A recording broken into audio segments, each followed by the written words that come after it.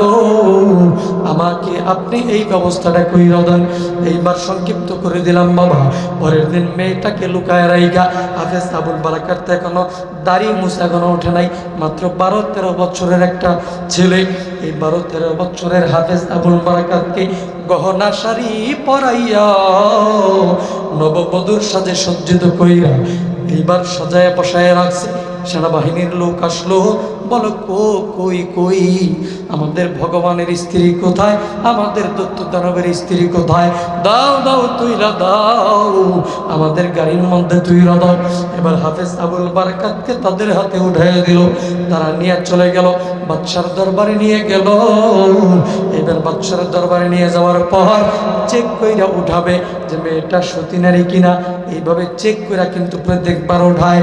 যখন চেক করতে যাবে সৈন্যবাহিনীর সেনাপতি ডাক দিয়ে বলল, ও বাদশাহ, অন্য বৎসরে যে সমস্ত মেয়েদেরকে আমরা ধইরা আনি তারা কান্নাকাটি করে, তারা গড়াগড়ি চিৎকার চেঁচামেচি করে, কিন্তু বাদশাহ নামদার এই মেয়েটা কত ভদ্র মেয়ে, কোনো চেঁচামেচি নাই, কোনো গালিগালাজ নাই, কোনো কান্নাকাটি নাই, কোনো গড়াগড়ি নাই, অনেক ভদ্র মেয়ে, এটাকে চেক করার কোনো দরকার নাই। জোরে কন্যা আল্লাহু আকবার। এ বন্ধুরে, এইবার হাফেজ আবুল বারাকাতকে সেনাবাহিনীর লোকগুলা ওই রাম মন্দিরের মধ্যে বধূ সাজাইয়া রাম মন্দিরের মধ্যে সন্ধ্যার আগ মুহূর্তে রেখে আসলো। বাহির থেকে তালা লাগাইয়া দিল। বাহির থেকে তালা লাগাইয়া যখন সেনাবাহিনীর লোকগুলা চইলা গেল, এই মালদ্বীপের সমস্ত মানুষ শুইয়া ঘুমাইয়া গেছে। দরজা আটকাইয়া জানালা লাগাইয়া সবাই ঘরের মধ্যে শুয়ে গেছে। এ বন্ধু, মাত্র 3 জন মানুষ জাগ্রত। এক হলো বৃদ্ধ মহিলা, 2 হলো বৃদ্ধ মহিলার মেয়ে, আর 3 নাম্বার হলো হাফেজ আবুল বারাকাত। তারা টেনশনে আছে, না জানি কি হয়। এরে বন্ধুরে, হাফেজ আবুল বারাকাত এবার সামনের যে দরজা আছে, যে দরজা দিয়ে দানব আসে, দূত আসে, সেই দরজা দিয়ে সামনে নেমে শাড়ি গহনা খুলিয়া সেই দরজা দিয়ে সামনে সাগরের পানির সামনে যাইয়া সুন্দর কইরা ওযু বানাইলো। ওযু বানানোর পর 2 রাকাত সালাতুল হাজতের নামাজ আদায় করলো। জোরে কন্যা আল্লাহু আকবার। নামাজ আদায় করার কারণে একটা অন্ধকারাচ্ছন্ন দেশ কিভাবে আলোকিত হয়ে যায়, ইসলামের আলোয় আলোকিত হয়ে গেছে, সেটার ছোট্ট একটা উদাহরণ দিয়ে দিচ্ছি বন্ধু। আল্লামা ইবনে বতুতা রাহমাতুল্লাহি আলাইহি সফর করতে করতে করতে করতে করতে করতে এক পর্যায়ে মালদ্বীপ গেছে। কোথায় গেছে? একটা আওয়াজ দেখুন না, কোথায়? আরেকটা আওয়াজ দিয়ে বলেন, কোথায়? মালদ্বীপে গেছে। মালদ্বীপে যখন আল্লামা ইবনে বতুতা রাহমাতুল্লাহি আলাইহি পা রাখছে, পা রাখার সাথে সাথে দেখে চতুর্দিক থেকে আজানের শব্দ ভেসে আসতেছে, আজানের আওয়াজ ভেসে আসতেছে। আল্লাহু আকবার, আল্লাহু আকবার, হাইয়া আলাস সালাহ, হাইয়া আলাল ফালাহ, এই ধরনের আজানের ধ্বনি ভেসে আসতেছে। তিনার মনের মধ্যে কৌতূহল জাগলো, হায় রে, এই মালদ্বীপের মধ্যে তো কোনো মুসলমান থাকার কথা না, এটা তো ইহুদি রাষ্ট্র, এটা তো খ্রিস্টান রাষ্ট্র, এটা তো হিন্দুদের রাষ্ট্র, এখানে ইসলাম আসলো কোত্থেকে, কোরআনের দাওয়াত আসলো কোত্থেকে, কোরআনের এই দাওয়াত দিন আসলো, ধর্ম আসলো কোত্থেকে। এইভাবে রিসার্চ করতে করতে করতে করতে এক পর্যায়ে একটা অলৌকিক আশ্চর্য একটা ঘটনা বের হয়ে আসলো যে এই মালদ্বীপের মধ্যে কিভাবে ইসলাম আসলো, এই ইসলাম আসার গল্পটা কি, অলৌকিক ঘটনাটা কি, আশ্চর্য ঘটনাটা কি, যে আরব সাগরের মধ্যে একটা জাহাজ চলতেছিল। কি চলতেছিল? কোথায়? আরব সাগর দিয়ে একটা জাহাজ, স্টিমার লঞ্চ চলতেছিল। চলতে চলতে চলতে চলতে অনেক বিশাল আকৃতির একটা কি একটা ঝড় তৈরি হইল, সাইক্লোন তৈরি হইল, তুফান তৈরি হইল। এই ঝড় তুফান তৈরি হওয়ার পরে ঝড়ের কবলে পইরা, তুফানের কবলে পড়ে এই জাহাজটা ডুইবা গেল পানির মধ্যে। জাহাজের মধ্যে অনেক ব্যবসায়ী বণিকরা ছিল, আরব দেশের অনেক মানুষ ছিল, তারা সবাই পানির মধ্যে হাবুডুবু খাইতে খাইতে মারা গেল, দুনিয়ার থেকে বিদায় হয়ে গেল। কিন্তু এই লঞ্চের মধ্যে, এই স্টিমারের মধ্যে, এই জাহাজের মধ্যে একজন 30 পারা কোরআনের হাফেজ ছিল। তার নাম হইল হাফেজ আবুল বারাকাত ইউসুফ বরবরী রহমাতুল্লাহ আলাইহি। যখন আল্লাহু আকবার, এই হাফেজ আবুল বারাকাত ইউসুফ বরবরী রহমাতুল্লাহ আলাইহিকে আল্লাহ পাক কুদরতি ভাবে বাঁচায় দিল। এই হাফেজ আবুল বারাকাত একটা তক্তার মধ্যে ভাইসা, একটা কাঠের মধ্যে ভাসতে ভাসতে, বা অন্য একটা যে কোনো একটা জিনিসের মধ্যে ভাসতে ভাসতে ভাসতে ভাসতে এক পর্যায়ে মালদ্বীপে পৌঁছে গেল। যেরকম আল্লাহু আকবার। কোথায় পৌঁছে গেল? আল্লাহ পাক এই কোরআনের হাফেজকে কে রক্ষা করেছে? কিসের বদৌলতে? সে 30 পারা কোরআনের হাফেজ। যারা বলেন কথা ঠিক না বেঠিক? আমার ভাইরা, আমার বন্ধুগণ, হাফেজ আবুল বারাকাত একটা তক্তার মধ্যে ভেসে ভেসে, একটা কাঠের টুকরার মধ্যে ভেসে ভেসে, অথবা একটা যে কোনো একটা জিনিসের মধ্যে ভেসে ভেসে মালদ্বীপের মধ্যে পৌঁছে গেল রে বাবা। মালদ্বীপের মধ্যে পৌঁছার পর এই হাফেজ আবুল বারাকাত চতুর্দিকে নজর কইরা দেখলো কোনো মানুষ দেখা যায় না, কোনো বাড়িঘর কিন্তু দেখা যায় না। এই হাফেজ আবুল বারাকাত জীর্ণ শীর্ণ শরীর লইয়া, পুরা শরীর লবণাক্ত পানিতে নোনটা হয়ে গেছে, লবণাক্ত হইয়া গেছে, কাঁপতে কাঁপতে সামনের দিকে অগ্রসর হইতে লাগলো। এরে মুসলমান বন্ধুরে, হাফেজ আবুল বারাকাত ইউসুফ বরবরী রহমাতুল্লাহ আলাইহি সামনের দিকে যখন অগ্রসর হইতে লাগলো, ও বাই খোলার মুসলমান বাবারা, ও যুবক ভাই, কারাগো মাহফিল থেকে বাহির হইয়া গেল, কারাগো দোকানপাটের মধ্যে চইলা গেল, কারাগো আবার এদিক সেদিক ঘুরতে গেল। রে বাবা, জলদি কইরা প্যান্ডেলের মধ্যে হাজির হইয়া যাও। হতে পারে আল্লাহ পাক রব্বুল আলামিন এই মাহফিলের বদৌলতে, এই জান্নাতের বাগানের উসিলা করে আপনাকে আমাকে জান্নাতের মেহমান বানিয়ে দিতে পারে। জোরে বলেন কথা ঠিক না বেঠিক? আর একটু আওয়াজ দিয়ে বলেন না বন্ধু, জোরে বলেন না কথা ঠিক কিনা? আমার ভাইরা, আমার বন্ধুগণ, কারা গো বাড়ির মধ্যে বৈশা রইলা? কারা গো লেপ কম্বল কাঁথা গায়ে দিয়া রইল? কারা গো আরামে ঘুমাইতেছ? জলদি কইরা মাহফিলের মধ্যে হাজির হইয়া যাও বাবাজি। হাফেজ আবুল বারাকাত ইউসুফ বরবরী রহমাতুল্লাহ আলাইহি হাঁটি হাঁটি পা পা করিয়া যখন সামনের দিকে অগ্রসর হইতে লাগলো, কোনো মানুষ দেখা যায় না, কোনো বাড়িঘর কিন্তু দেখা যায় না, কোনো শব্দ আওয়াজ কোনো কিছুই পাওয়া যায় না। হাঁটি হাঁটি পা পা করিয়া যখন কিছু দূর সামনে চইলা গেল, এরে বন্ধুরে,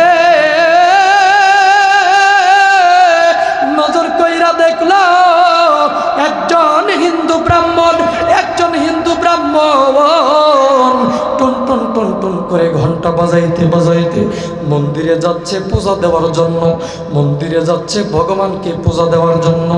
লাত মানাত উজ্জাকে, সরস্বতী, আফ্রোদতী, মহাদেব, কালী, দুর্গা এগুলাকে পূজা দেওয়ার জন্য, এই ভগবানদেরকে পূজা দেওয়ার জন্য একজন হিন্দু ব্রাহ্মণ ঘন্টা বাজাইয়া বাজাইয়া টুন টুন টুন টুন করে যাইতেছে পূজা দেওয়ার জন্য। এ মুসলমান বন্ধুরে, এইবার হাফেজ আবুল বারাকাত ওই হিন্দু ব্রাহ্মণের সামনে দাঁড়াইয়া ডাক দিয়ে বলল, কাকা গো, একটু সময়ের জন্য দাঁড়ান, একটু সময়ের জন্য এখানে স্থিরভাবে দাঁড়ায়া যান, আমার কিছু কথা আছে, আমার জন্য একটু কথা শুনেন। এইবার হিন্দু ব্রাহ্মণটা দাঁড়ায় গেল। হাফেজ আবুল বারাকাত ইউসুফ বরবরী রহমাতুল্লাহ আলাইহি ডাক দিয়ে বলল, চাচা আপনার নাম কি, আপনার বাড়ি কোথায়? হিন্দু ব্রাহ্মণ বলল, আমার বাড়ি এই মালদ্বীপের মধ্যে, আমি যাচ্ছি মন্দিরের মধ্যে পূজা দেওয়ার জন্য বাবাজি। এইবার হাফেজ আবুল বারাকাত ডাক দিয়ে বলল, চাচা আমি এই মালদ্বীপের মধ্যে আচমকিক ঘটনাক্রমে হঠাৎ করে চলে আসছি গো চাচা, এখন আমার তো কোনো উপায় নাই। বলে, কেন উপায় নাই? কি হয়েছে জলদি বলো না, তোমার বাড়ি কোথায়, কি জন্য এই মালদ্বীপের? বারাকাত ইউসুফ বরবরীর রহমতুল্লাহ আলাইহি ডাক দে বলল, চাচা এই আরব সাগরের মধ্যে জাহাজ চলতেছিল, ওই জাহাজের মধ্যে আমি ছিলাম, আমার পরিবার পরিজন সহ ছিল। এই জাহাজের মধ্যে অনেকগুলা বণিকরা ছিল, ব্যবসায়ীরা ছিল, তারা ব্যবসা করার জন্য আরব সাগর পাড়ি দিতেছিল। ও চাচা,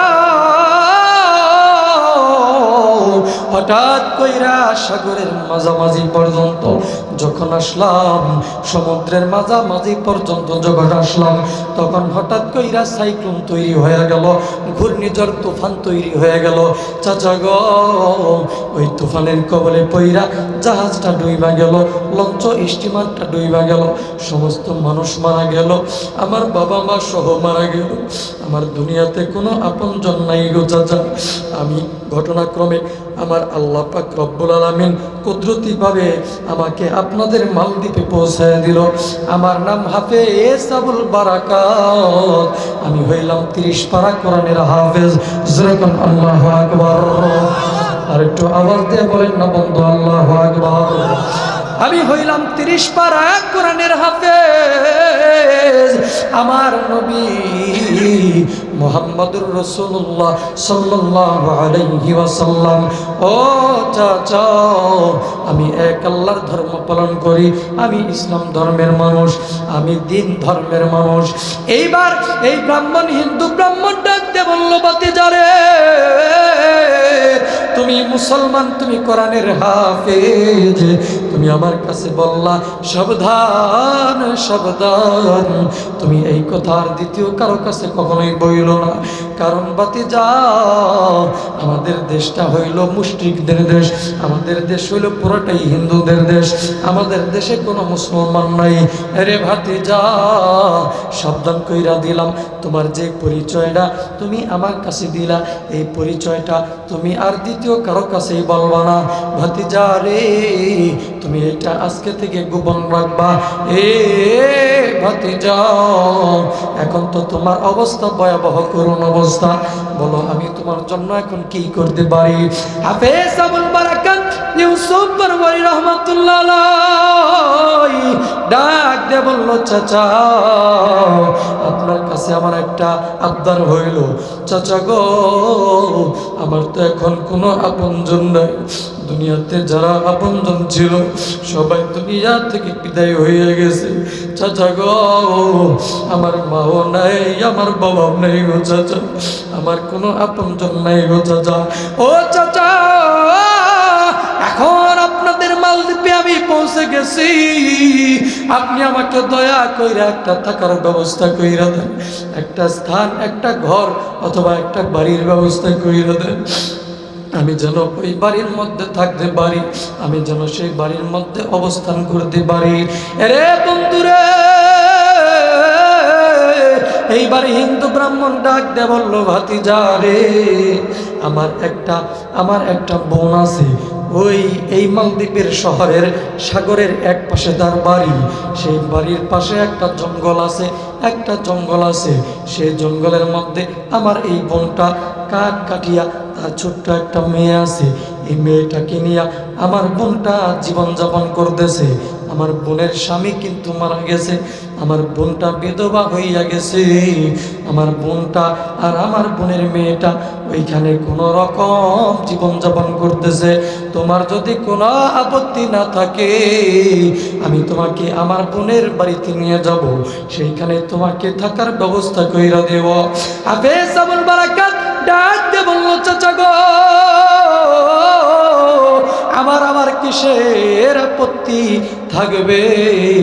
না গো চাচা, না, আমার কোনো আপত্তি নাই, আপনি আমাকে ওই বাড়ির মধ্যে নিয়ে যান, আমাকে কোনো রকম একটা ব্যবস্থা কইরা দেন।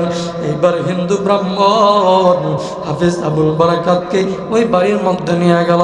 বাড়ির মধ্যে যাইয়া গো, হিন্দু ব্রাহ্মণ ওই বৃদ্ধ মহিলাকে ডাক দিয়ে বলল, বোন রে, ও বোন, এই যে দেখো একটা সুন্দর একটা ফুটফুটে ছেলে নিয়ে আসছি তোমার জন্য। এইবার মহিলা ডাক দিয়ে বলল, ভাইজান আমার তো কোনো সন্তান নাই, আপনি আবার আমার জন্য কাকে নিয়ে আসলেন?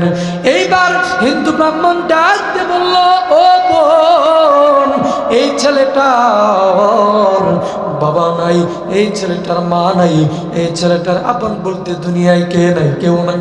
তোমাদের বাড়িতেই থাকবে, তুমি তোমার সাথেই থাকবে, খাবার দাবার করবে, এই বাড়ির মধ্যেই তোমার সন্তান হিসেবে থাকবে। মহিলা রাখতে বললো, ভাইজান আমি তো আমার সন্তান আমার একটা এতিম মেয়ে নিয়ে আমি তো চলতে পারি না, আমাদেরই তো ননান্তে বান্দা ভরায়, আমি আবার আরেকজনকে কেমন করে খাবার দাবার দিব, আরেকজনকে কেমন করে পালবো? এরে মুসলমান বন্ধুরে,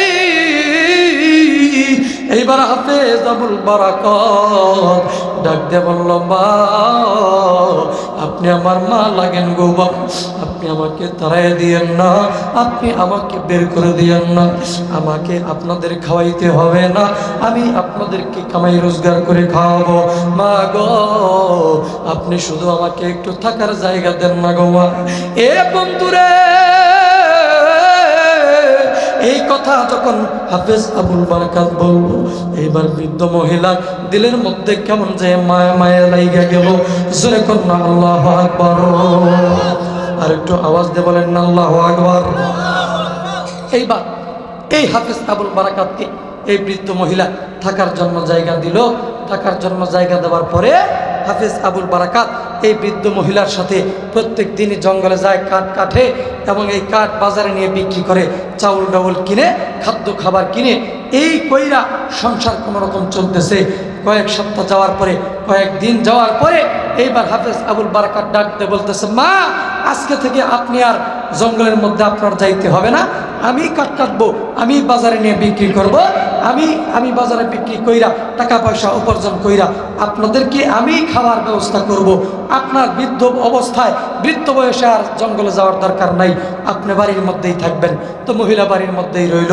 এভাবে 1 মাস 2 মাস কয়েক মাস অতিক্রম হওয়ার পরে হঠাৎ করে একদিন হাফেজ আবুল বারাকাত, সন্ধ্যা হয়ে গেছে, সন্ধ্যা পার হয়ে যাচ্ছে, হাফেজ আবুল বারাকাত বাজার থেকে কাঠ বিক্রি করে খাদ্য খাবার নিয়ে বাড়িতে আসতেছে।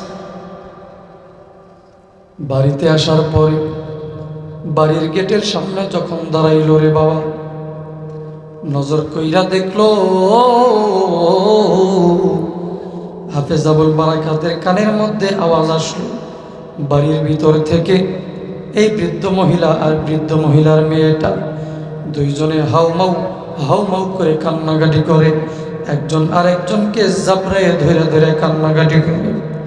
হাফেজ আবুল বারাকাত ভালো কইরা কানটা খাড়া করাইয়া ভালো কইরা শুনতেছে কি জন্য কান্দে। এবার হাফেজ আবুল বারাকাত শুনতে পাইল এই বৃদ্ধ মহিলার মেয়েটা ডাক দেয়া বলতেছে, মা গো আমার বড় ইচ্ছা ছিল বড় হয়ে আমাদের অনেক বড় সংসার হবে, আমি স্বামীর বাড়িতে যাইব, সেই স্বপ্ন আর পূরণ হইল না, সেই স্বপ্ন আর কোনোদিন পূরণ হবেও না। মা গো আমারে তুমি আজকের পর থেকে আর দেখতে পারবা না, আমারে তুমি মাফ কইরা দিও। এই কথা যখন মেয়েটা বলতেছে কেঁদে কেঁদে, মেয়েটার মা বৃদ্ধ মহিলাও ডাক দিয়ে বলতেছে, ও আমার কলিজার টুকরা সন্তান, আমারেও তুই জীবনের নামে মাফ করে দিস। আমি মা হইয়া তোরে হেফাজত করতে পারলাম না, আমি তোকে রক্ষা করতে পারলাম না। এ বাজান, এবার হাফেজ আবুল বারাকাত বাড়ির মধ্যে যাইয়া ডাক দে বলল, মা গো আপনারা কিসের জন্য কান্নাকাটি করতেছেন? কি হয়েছে বলেন না, কোন সমস্যার কারণে কাঁদতেছেন, কি হয়েছে জলদি বলেন না গো। এইবার বৃদ্ধ মহিলা ডাক দিয়ে বলল, ও সন্তান তুমি জিজ্ঞাসা কইরো না, তুমি জিজ্ঞাসা কইরো না, তোমার কাছে বললে তুমি কোনো উপকার করতে পারবে না, তোমার কাছে বললে আমার কোনো লাভ হবে না। ও সন্তান তুমি চুপ থাকো, তোমার কিছু এখানে বলার নাই। এইবার হাফেজ আবুল বারাকাত ডাক দিয়ে বলল, মা ও মা শুইনা রাখেন, আমি তো আমার পরিচয় এখনো আপনাদেরকে দেই নাই, জলদি কইরা বলেন না গো মা, কি হয়েছে একটু বলেন আমার কাছে। এইবারে এই বৃদ্ধ মহিলা ডাক দিয়ে বলতেছে, সন্তান রে শোনো, আমাদের এই মালদ্বীপের মধ্যে প্রত্যেক বছরই একটা নির্দিষ্ট একটা টাইমে, নির্দিষ্ট একটা সময়ে ওই যে সমুদ্র সাগর আছে, ওই সমুদ্র থেকে বিরাট আকৃতির একটা দানব উইঠা আসে। জোরে বলেন, কি উইঠা আসে? দৈত্য দানব উইঠা আসে। এই দৈত্য দানব উইঠা, এই দৈত্য দানব আইসা মালদ্বীপের অনেক মানুষের বাড়িঘর ভাঙচুর করে, বাড়িঘর ধ্বংস করে ফেলায়, অনেক মানুষকে হত্যা করে, অনেক মানুষকে মেরে ফেলে। এই অবস্থার পরিপ্রেক্ষিতে আমাদের মালদ্বীপের প্রেসিডেন্ট, মালদ্বীপের বাদশাহ একটা নিয়ম করছে। বলে কি নিয়ম? বলে নিয়মটা হইল প্রত্যেক বছরই এই দানব যখন আসবে, যেদিন আসবে তার কয়েকদিন পূর্বে সমস্ত মালদ্বীপের যুবতী মেয়েদের একটা লিস্টি করে, যে মেয়েদের এখন পর্যন্ত বিয়ে হয় নাই, যে মেয়েরা একবারে যুবতী মেয়ে, ষোড়শী রূপবতী সুন্দরী মেয়ে, কুমারী মেয়ে, এই সমস্ত মেয়েদেরকে একটা লিস্টি করে। এই মেয়েদের নামের লিস্টি করিয়া লিস্টের মধ্যে যেই লটারি করে, যেই লটারি করার পরে লটারির মধ্যে যেই মেয়েটার নাম উঠে, ওই মেয়েটাকে সুন্দর কইরা গহনা শাড়ি পরাইয়া নববধূর সাজে সজ্জিত করিয়া ওই যে সাগরের পাশে, সমুদ্রের পাশে একটা রাম মন্দির আছে, এই রাম মন্দিরের মধ্যে সন্ধ্যাবেলায় দিয়ে আসে, বউ সাজাইয়া বাহির থেকে দরজা লাগায় দেয়, গেট লাগায় দেয়, তালা লাগায় দেয়। রাত্রি 12টা যখন পার হইয়া যায়, তখন ওই দৈত্য দানবটা সাগরের মধ্য থেকে উইঠা আসে। উইঠা আসিয়া ওই যে মেয়েটার সাথে কাম চরিতার্থ পূর্ণ করে, ওই মেয়েটার সাথে জিনার কাজ করে, ওই মেয়েটাকে ভোগ করে, গলার মধ্যে, ঘাড়ের মধ্যে রক্ত শোষণ করে, রক্ত শোষণ কইরা মেরে ফেলে, হত্যা করে ফেলে। পরের দিন ওই মেয়েটাকে তার পরিবার পরিজনের কাছে পৌঁছায়া দেয়, লাশটা তারা দাফন কইরা ফেলায় অথবা পোড়াইয়া দেয়। এ বাজার, এবার হাফেজ আবুল বারাকাত ডাকতে বলল, মাগো সেটা না হয় বুঝলাম, আপনি কেন কাঁদতেছেন মা? বলে আমি কেন কাঁদতেছি, একটু আগে বাদশার দরবার থেকে সেনাবাহিনীর দল আইসা আমার বাড়িতে চিঠি দিয়া গেল, আমার মেয়েটার নাম নাকি লটারির মধ্যে উঠছে, আগামীকালকে নিয়ে যাবে, আগামীকালকে বধূ সাজাইয়া দিয়ে দিতে হবে আমার মেয়েটাকে। এখন আমি আমার মেয়েটাকে আর রক্ষা করতে পারলাম না, আর হেফাজত করতে পারলাম না। এ বাজান, লম্বা কথা সংক্ষেপ কইরা দিলাম। এবার হাফেজ আবুল বারাকাত ইউসুফ বরবরি রহমতুল্লাহ আলাইহি ডাক দিয়ে বলল, মা আপনার কোনো টেনশন নাই, আপনার কোনো চিন্তার কোনো কারণ নাই, আপনার মেয়েটাকে ঘরের এক কোণার মধ্যে লুকায় রাখবেন, আর আমাকে শাড়ি গয়না পরাইয়া প্রস্তুত কইরা রাখবেন। কালকে যখন সেনাবাহিনী আসবে আমাকে তাদের হাতে তুইলা দিবেন, আমি ওই দানবের সাথে মোকাবেলা করব। জোরে বলেন না আল্লাহু আকবার। এবার বৃদ্ধ মহিলা ডাক দিয়ে বলল, ও সন্তান, তুমি কি দিয়ে মোকাবেলা করবা? তোমার কাছে তো কোনো অস্ত্র নাই। এরে বাবাজি, এইবার হাফেজ আবুল বারাকাত ডাক দিয়ে বলল, মা গো আমার কাছে বিমান নাই, আমার কাছে তরবারি নাই, আমার কাছে পিস্তল নাই, আমার কাছে কোনো বন্দুক নাই, কোনো অস্ত্র নাই, কিন্তু মা আমার কাছে দুনিয়ার সব চাইতে বড় অস্ত্র 30 পারা কোরআন আমার দিলের মধ্যে আছে। চিল্লা বলেন না আল্লাহু আকবার। রে বন্ধুরে, এইবার হাফেজ আবুল বারাকাত ডাক দে বলল, মা গো আমার দিলের মধ্যে 30 পারা কোরআন আছে। বলে সেটা আবার কেমনে? বলে আমি হইলাম মুসলমান, আমার দ্বীন ইসলাম হইল ইসলাম, আমি হইলাম বিশ্ব নবী মুহাম্মদুর রাসূলুল্লাহ সাল্লাল্লাহু আলাইহি ওয়াসাল্লামের উম্মত, আমার দিলে হইল ঈমান। আর ঈমানদার ব্যক্তি কোনোদিন কোনো দানবকে ভয় পাবে না, কোনো নাস্তিক মুরতাদকে ভয় পাবে না, কোনো রাম বামকে ভয় পাবে না। ঈমানদার একমাত্র ভয় পাবে কাকে? আর একটু আওয়াজ দিয়ে বলেন না কাকে? রে মুসলমান বন্ধু রে, এইবার হাফেজ আবুল বারাকাত ডাক দে বলল, মা গো আমাকে আপনি এই ব্যবস্থাটা কইরা দেন।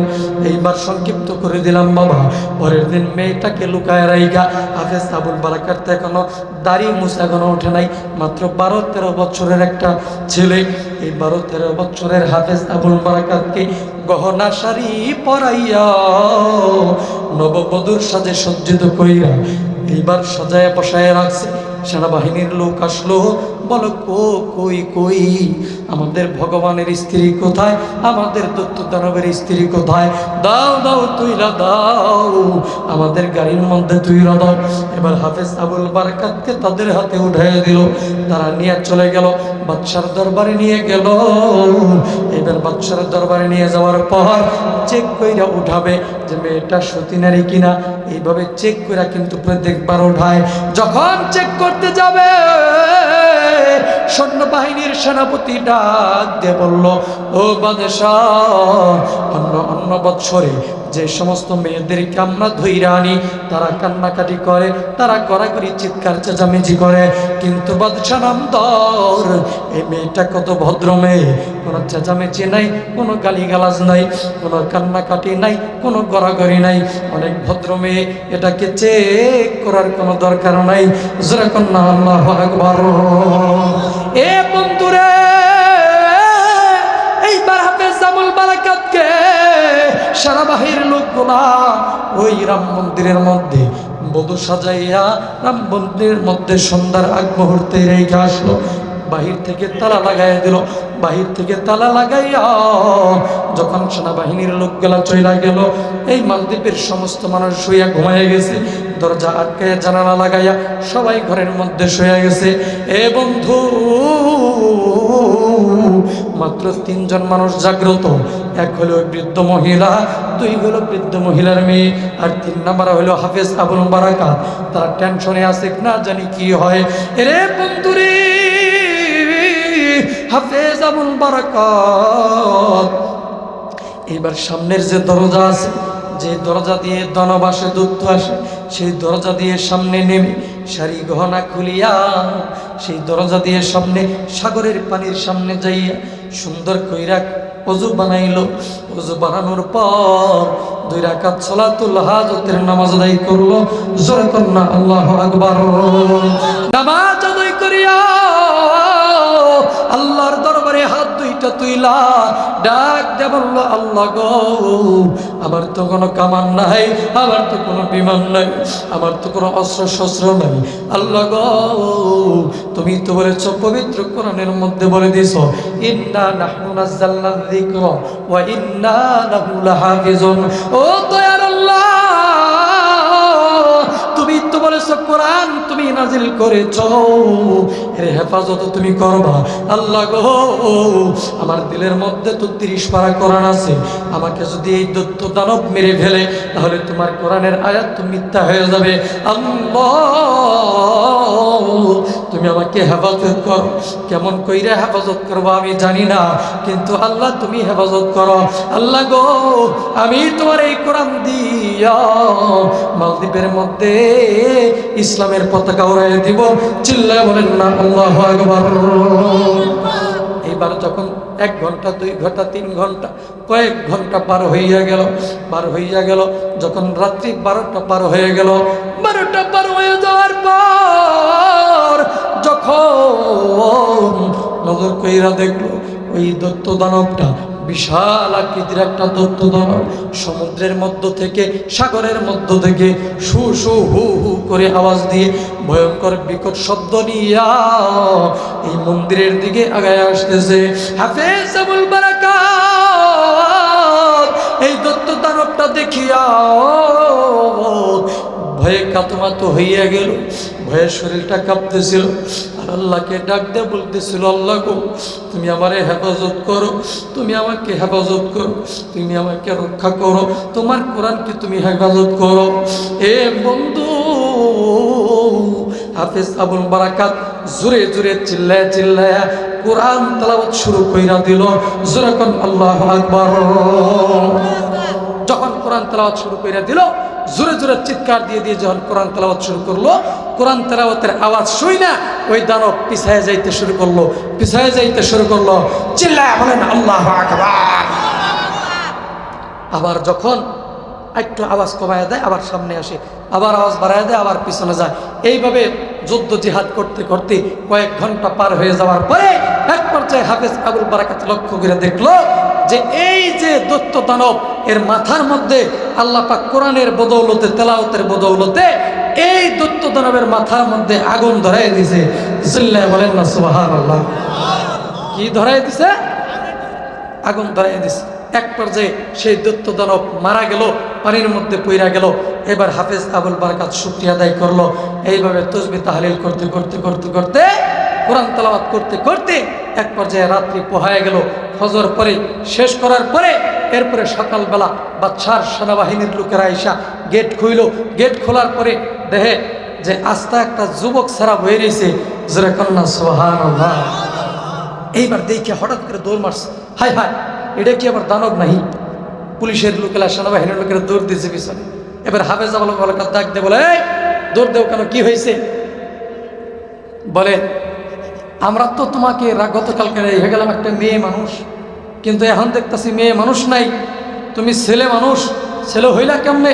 আবার দৈত্য দানব, তুমি বাইচার হইলা কেমনে? তোমাকে হত্যা করে নাই? তখন হাফেজ আবুল বারাকাত কি জবাব দিল এবং ইসলামের পতাকা কিভাবে উড্ডীন করলো আপনারা কি শুনবেন?